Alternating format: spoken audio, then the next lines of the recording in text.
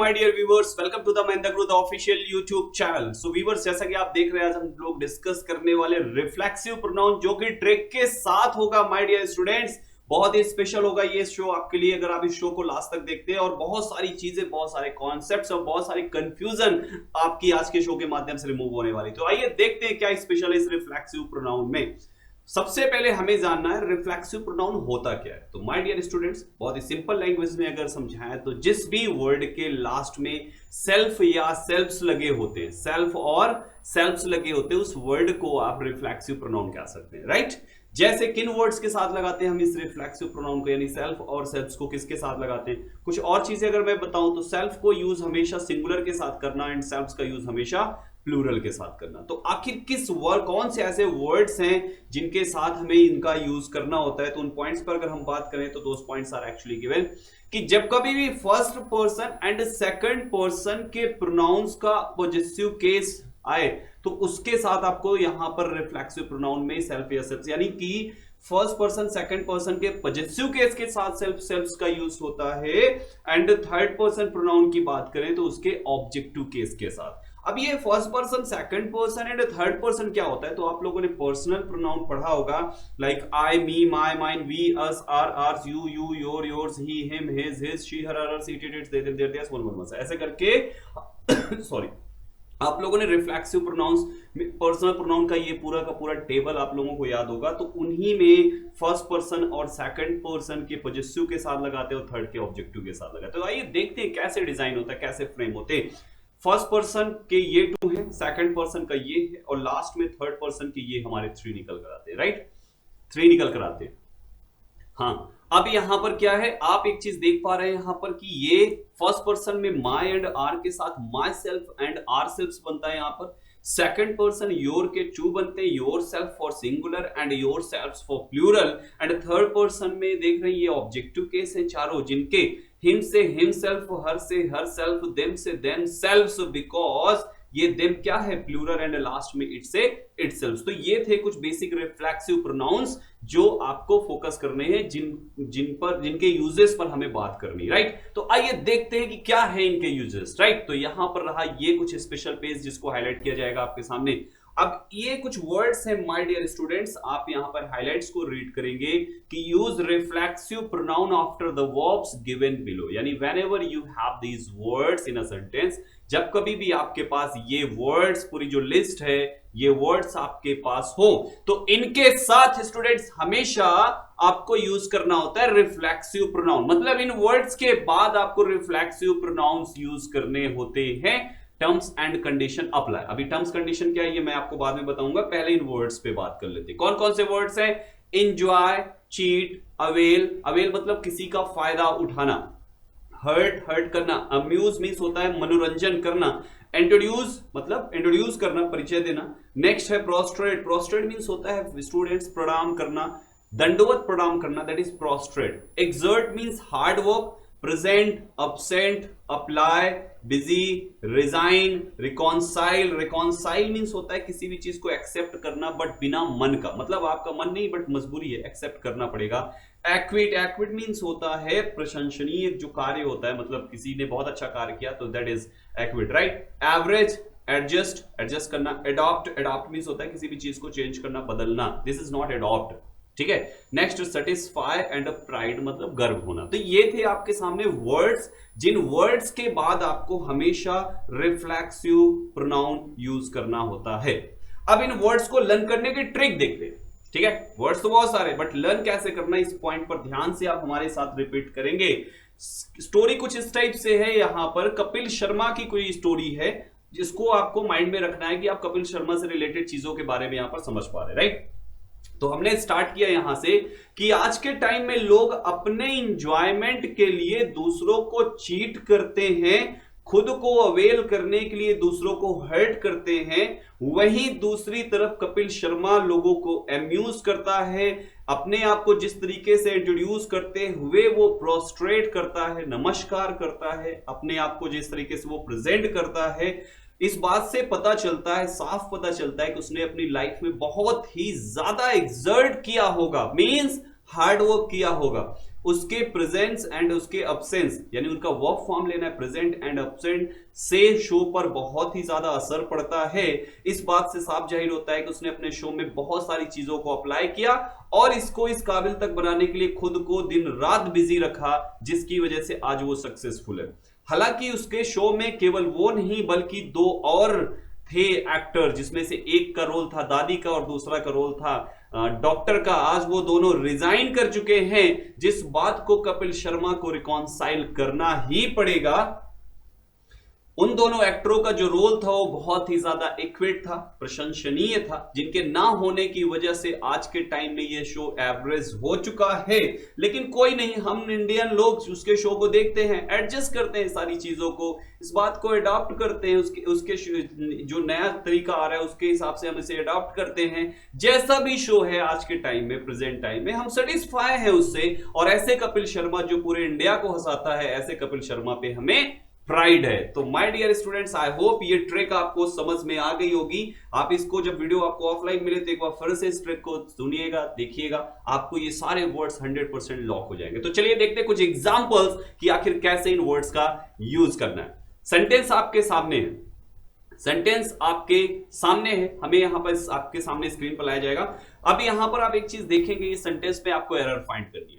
He has reconciled to the demand of his mother-in-law, right? अब हमें इस sentence में एरर फाइंड करनी है, तो you know this very well that reconciled is followed by reflexive pronoun यहां पर नहीं है, जो कि सही सेंटेंस होगा he has reconciled himself, यानी कि रिफ्लेक्सिव को सब्जेक्ट के अकॉर्डिंग यूज करना होता है। तो आपने देखा यहां पर ही है तो ही की वजह से यहां पे हिमसेल्फ हुआ। अगर यहां पे शी होता तो इधर को हिमसेल्फ की जगह हर सेल्फ होता है, यानी कि जो भी सब्जेक्ट है उसके अकॉर्डिंग रिकॉन्साइल्ड के साथ आपको रिफ्लेक्सिव लगाना है। Next example, you will have to apply to this task wholeheartedly. So you know this very well students की अप्लाई वर्ड के साथ हमें यूज करना पड़ता है रिफ्लेक्सिव प्रोनाउन, जो कि यहां पे नहीं है। तो करेक्ट सेंटेंस होगा you will have to apply yourself to this task wholeheartedly, यानी कि यहां पर भी आपको अप्लाई के साथ योर सेल्फ लगाना पड़ेगा। योर सेल्फ क्यों आया? क्योंकि यहां पर यू लगा हुआ है, राइट। हिमसेल्फ यहां पे क्यों आया? क्योंकि यहां पर ही लगा हुआ है। तो आई थिंक ये पॉइंट धीरे धीरे क्लियर हो रहे होंगे। कुछ और एग्जांपल्स देखते हैं। She introduced me to her parents. अब एक चीज ध्यान से समझिएगा स्टूडेंट्स, कंडीशन नंबर सेकंड उन्हीं वर्ड से रिलेटेड आ रही है।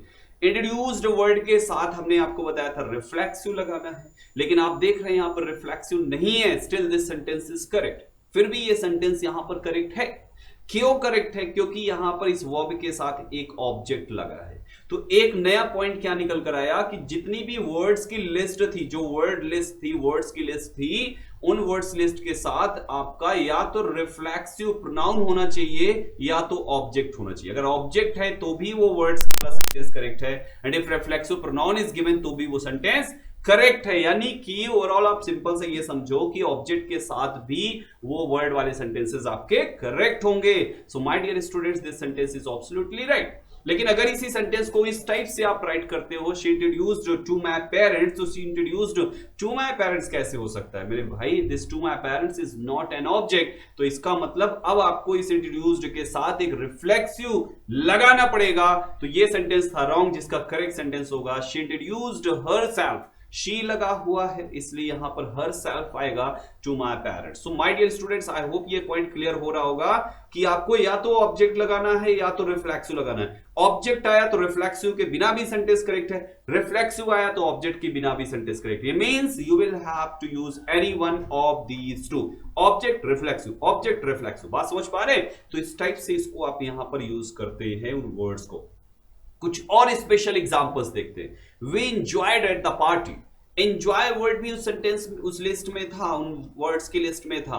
We enjoyed at the party. तो यहां पर अगर देखें तो इस एंजॉय के साथ रिफ्लेक्सिव और ऑब्जेक्ट में से कोई एक होना चाहिए, but for your kind information my dear students, ये एट द पार्टी ऑब्जेक्ट नहीं है। अब आप एक क्वेश्चन कर सकते हैं खुद से कि आखिर ऑब्जेक्ट आइडेंटिफाई कैसे करें? तो बहुत ही सिंपल सा तरीका है। किसी भी सेंटेंस में ऑब्जेक्ट को आइडेंटिफाई करना है तो दो वर्ड से क्वेश्चन करना है, या तो व्हाट से या तो होम से। अगर इन दोनों वर्ड्स के क्वेश्चन में किसी का भी आंसर सेंटेंस में है तो समझ जाना उस सेंटेंस में ऑब्जेक्ट गिवन है। जैसे अगर पहले वाले सेंटेंस में आप पूछो she introduced me to her parents, she introduced to whom, किसको इंट्रोड्यूस किया, तो आंसर क्या मिला, मी। तो ये मी यहां पर क्या हुआ, ऑब्जेक्ट। यही क्वेश्चन अगर यहां पे करो, we enjoyed at the party, what did we enjoy, हमने क्या एंजॉय किया, आंसर आया नहीं। होम डिड वी एंजॉय, हमने किसको एंजॉय किया, आंसर आया नहीं। Where did we enjoy, where हमने कहां एंजॉय किया, यस आंसर आया, that is at the party. यानी ये एट द पार्टी वेयर का आंसर है, जो कि हमारा ऑब्जेक्ट नहीं होता। सो माय डियर स्टूडेंट्स, एक पॉइंट क्लियर हो गया कि इसमें ऑब्जेक्ट नहीं है, तो ये सेंटेंस रॉन्ग है। तो करेक्ट सेंटेंस इसका बनाना है तो of course you will have to use one reflexive. तो सही सेंटेंस बनेगा we enjoyed ourselves at the party. Ourselves क्यों लगाया, सेल्व्स क्यों लगाया, क्योंकि वी के अकॉर्डिंग आर, और आर प्लूरल, तो यहां पर भी प्लूरल लगा रहे। Getting this everybody? So I think ये पॉइंट क्लियर हो रहा होगा। एक और एग्जांपल अगर देखें इसी सेंटेंस के अकॉर्डिंग फ्रेम कर सकते हैं, we enjoyed the party, what did we enjoy, what did we enjoy, what did we enjoy, answer क्या है, हमने क्या एंजॉय किया, क्या क्या क्या, आंसर आ गया सीधा पार्टी। यानी ये पार्टी इस जगह पर व्हाट का आंसर है। दैट्स व्हाई इस पर्टिकुलर सेंटेंस में हमें किसी भी रिफ्लेक्सिव की जरूरत नहीं है, क्यों, क्योंकि object is already given. So I think यहां पर ये पॉइंट क्लियर हुआ कि आखिर कैसे हमें इसका यूज करना होता है। Yes, moving further, next rule देखते हैं। यहां पर नेक्स्ट रूल क्या कहता है, यहां पर हाइलाइट्स को देखेंगे। Don't use reflexive pronoun after the verbs given below. Don't use reflexive मतलब अभी जो लिस्ट थी आपके पास, उन वर्ब्स के बाद आपको रिफ्लेक्सिव लगाना था, या तो ऑब्जेक्ट होता या तो रिफ्लेक्सिव होता, राइट। अभी रूल क्या कहता है, ये जो लिस्ट है, ये आपके पास ये जो लिस्ट है ना, इस लिस्ट के बाद ऑब्जेक्ट रिफ्लेक्सिव दोनों आप नहीं लगाते। यहां पे आप इनके बाद रिफ्लेक्सिव नहीं लगा सकते किसी भी कीमत पर, और अगर रिफ्लेक्सिव आ गया तो सेंटेंस वहां पर गलत होगा। कौन कौन से वर्ड्स है देखते हैं, qualify, stop, keep, move, turn, hide, bathe and last में है रेस्ट, राइट। अब यहां पर इन वर्ड्स को लर्न करने की मैं लिस्ट लर्न करने की ट्रिक सिखाता हूं। जैसे आपने देखा यहां पर सेंटेंस क्या बना, जब भी एग्जाम क्वालिफाई ना हो, जब भी एग्जाम क्वालिफाई ना हो तो स्टॉप नहीं होना है, कीप मूविंग, कीप टर्निंग, लगातार मूव करते रहना है, लगातार टर्न करते रहना है, हाइड नहीं करना खुद को, चेहरा नहीं छिपाना खुद का, लगातार करते रहना है, लगातार मेहनत करते रहना है, और जब मेहनत करते करते पसीने आ जाए तो नहा के रेस्ट करना है और अगले दिन से शुरुआत करना है। बात समझ पा रहे? फिर से समझो, यहां पर बहुत सिंपल सी ट्रिक है, थोड़ी सी फनी है। जब कभी भी एग्जाम क्वालिफाई ना हो तो वहां पर स्टॉप नहीं होना है, कीप मूविंग, लगातार मूव करते रहना, आगे की तरफ बढ़ते रहना है, कीप टर्निंग, जब कभी भी आपको कुछ नए मोड़ आए, नई चीज आए तो वहां पर टर्न भी लेना है। लाइफ में अप एंड डाउन चलते रहते तो टर्न लेना है, खुद को हाइड नहीं करना, मुंह नहीं छिपाना है तब तक जब तक सक्सेस ना हो जाए, और जब आप लगातार मेहनत करेंगे तो पसीने आएंगे, और पसीने आएंगे तो भैया नहा लेना, नहाने के बाद रेस्ट करना, और रेस्ट करने के बाद अगले दिन से फिर से काम शुरू कर देना, राइट। सो ये थी इसकी सिंपल सी ट्रिक जो आपको लर्न हो चुकी होगी।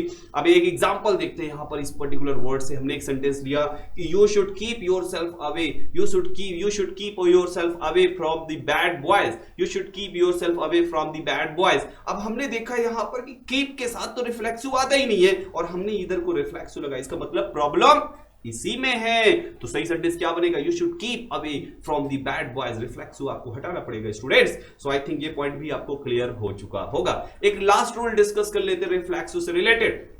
एंड लास्ट रूल की हाइलाइट्स कहते हैं, don't use reflexive pronoun as a subject, don't use reflexive pronoun as a subject. आप किसी भी रिफ्लेक्सिव का यूज सब्जेक्ट के जैसे नहीं कर सकते। अभी जनरली क्या होता है, अगर किसी से भी पूछो, हर 3 में से एक आदमी अपना इंट्रोडक्शन हमेशा इस तरीके से देता है, myself Abhishek Kumar, myself Sanjay Chauhan, myself Vivek Chaudhary, myself Prem Kesharwani from Allahabad. तो ये चीज आपने देखा यहां पर, इस तरीके से लोग अपना इंट्रोडक्शन देते हैं। तो ये इंट्रोडक्शन देने का जो तरीका है वो रूल नंबर 3 यहां पर रिजेक्ट करता है। क्यों?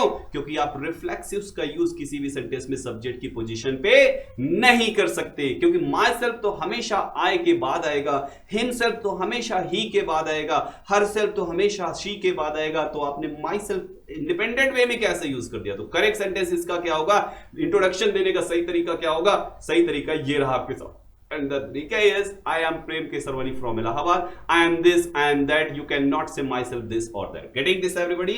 एक और different example लेते हैं यहाँ पर। अगर आप sentence बोलते हैं yourself and she have to come here tomorrow. Yourself and she have to come here tomorrow. तो मेरे भाई you know this very well कि फिर से यहां पर शी के साथ लगा ये सब्जेक्ट, तो ये भी सब्जेक्टिव फॉर्म होना चाहिए। इसका मतलब योरसेल्फ रॉन्ग हुआ, करेक्ट जो होगा वो होना चाहिए you and she have to come here tomorrow. I think यहां पर रिफ्लेक्सिव प्रोनाउन से रिलेटेड सारे पॉइंट्स क्लियर हो चुके होंगे। My dear students, just do practice all these points. Definitely reflexive से रिलेटेड जो क्वेश्चंस एग्जाम में आएंगे वो आपके लिए इस टाइम बहुत ही ज्यादा इजी होने वाले, चाइल्ड्स प्ले जैसे आपके लिए वो होने वाले। आई होप आपको ये शो पसंद आए डेफिनेटली, और अगर पसंद आया तो लाइक करके आप बता सकते हैं, कमेंट करके जरूर बताइए कैसी लगी आपको ये ट्रिकी तरीका। शेयर कीजिए फ्रेंड्स एंड रिलेटिव्स से ज्यादा सब्सक्राइब कीजिए हमारे चैनल को, सो दैट आपको ऐसे अपडेट्स, ऐसे mind blowing rules, mind blowing tricks आपको मिलते रहे। Thank you so much being with us, thank you so much for watching this video.